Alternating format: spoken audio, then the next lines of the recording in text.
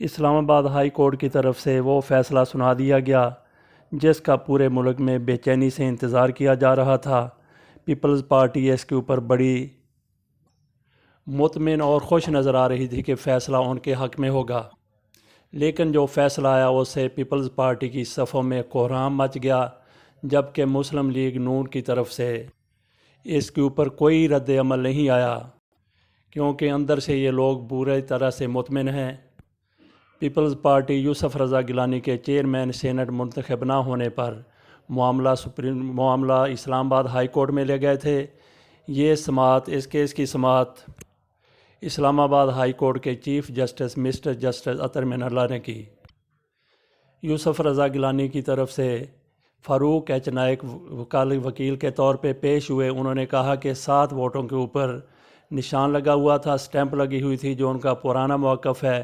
اس سے یہی ظاہر ہوتا ہے کہ لوگ اسی کو یوسف رضا گیلانی ہی کوئی ووٹ ڈالنا چاہتے تھے، لیکن پریزائڈنگ افسر کی طرف سے ان 7 ووٹوں کو مسترد کر دیا گیا۔ اسلام آباد کے چیف جسٹس، اسلام آباد ہائی کورٹ کے چیف جسٹس مسٹر اطہر من اللہ نے ان کی بات سنی اور فیصلہ کچھ دیر کے لیے محفوظ کر دیا، اور آخر میں فیصلہ سناتے ہوئے، اسی روز شام کے وقت سناتے ہوئے، انہوں نے پیپلز پارٹی کی طرف سے اس درخواست کو مسترد کر دیا جس میں کہا گیا تھا کہ صادق سنجرانی کے الیکشن کو جس میں وہ کامیاب ہوئے ہیں اس کو کالعدم قرار دیا جائے۔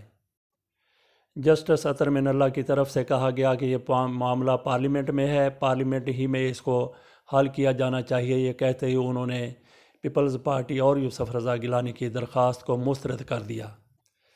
یہاں پہ ذرا فاروق ایچ نائک کی نیت کا جائزہ لینے کی ضرورت ہے۔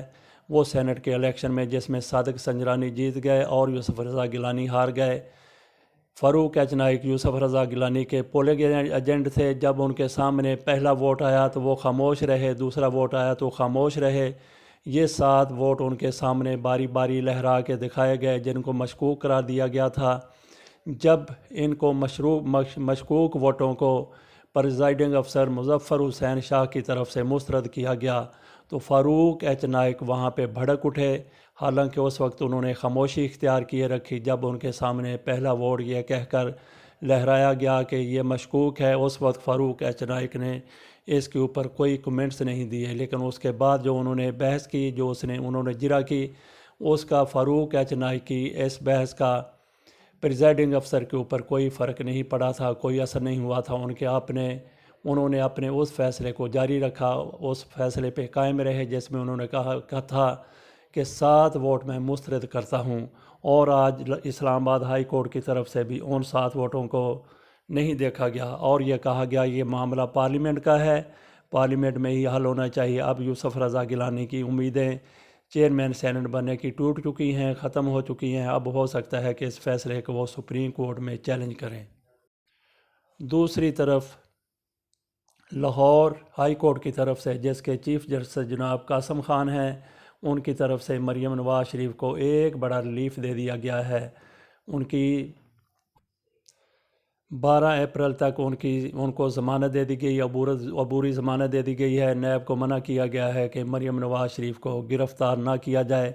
مریم نواز شریف 2 دن پہلے کہہ رہی تھیں کہ ہم جیلوں سے نہیں ڈرتے، ہم گرفتاریوں سے نہیں ڈرتے، اور اس کے ساتھ ہی جاوید لطیف کی طرح جس طرح وہ کہتا تھا کہ میں گرفتاری سے نہیں ڈرتا، ضمانت نہیں کراؤں گا، اسی طرح مریم نواز بھی کہتی تھی کہ میں ضمانت کے لیے نہیں جاؤں گی، ہم گرفتاریوں سے نہیں ڈرتے۔